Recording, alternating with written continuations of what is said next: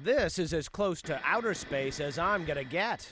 I'm in inner space, submerged in a giant pool in Houston, minding my own business, watching veteran astronaut John Grunsfeld practice to fix the Hubble Space Telescope. And next thing I know, I am playing astronaut, rocket man with a socket wrench. And if you want to do those two right there, Bad. that's all there is to it. Not bad. Tool time in space. Are you comfortable in that suit? You know, I've spent 1,000 hours or so in this suit here in the pool, and about 35 hours in space in the suit, so there are times that I don't even remember that I'm in the suit.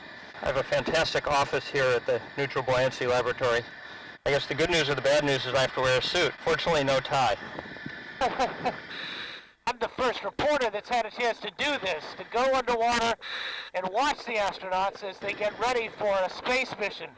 It's not easy getting in here. In fact, my underwater adventure began a week before, bright and early. All right, 6:37 in the morning, sun's just coming up. Got my coffee, got my yogurt, got some dive gear, got my cameras. I'm going in.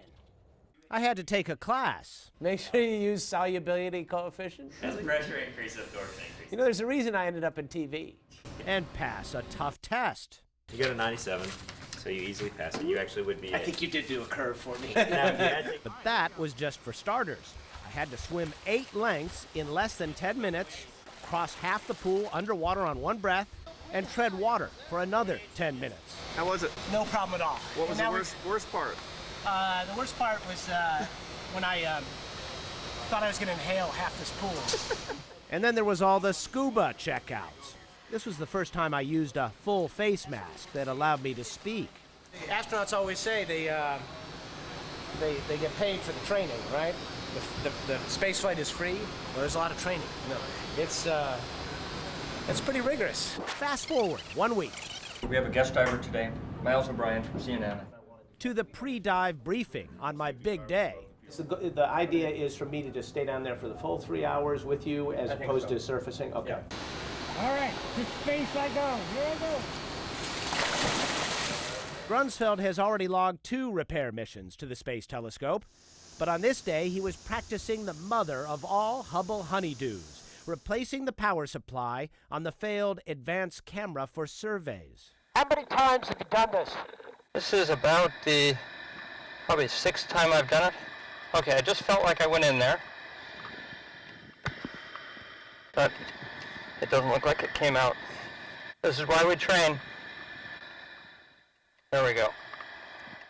His job? Carefully loosen, without losing, 36 screws, 32 of them tiny. It's hard enough, even with help from gravity and bare hands.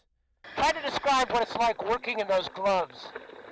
Well, it's very much, I grew up on the south side of Chicago, and it's like trying to work on your car wearing a couple of big sets of winter gloves that are brand new and still very stiff. For every hour an astronaut spends on a real spacewalk in orbit, they spend 10 hours here in this pool learning how to do their job in space. 3 hours logged, and Grunsfeld returns from space, if you will, while he looks forward to testing his Mr. Fix-It medal on the real Hubble in low Earth orbit. This space cadet is all wet. That is tough on the face after a while. I'll tell you that. Wow, what an experience. And looking forward to a warm shower. Miles O'Brien, CNN, Houston. Wow.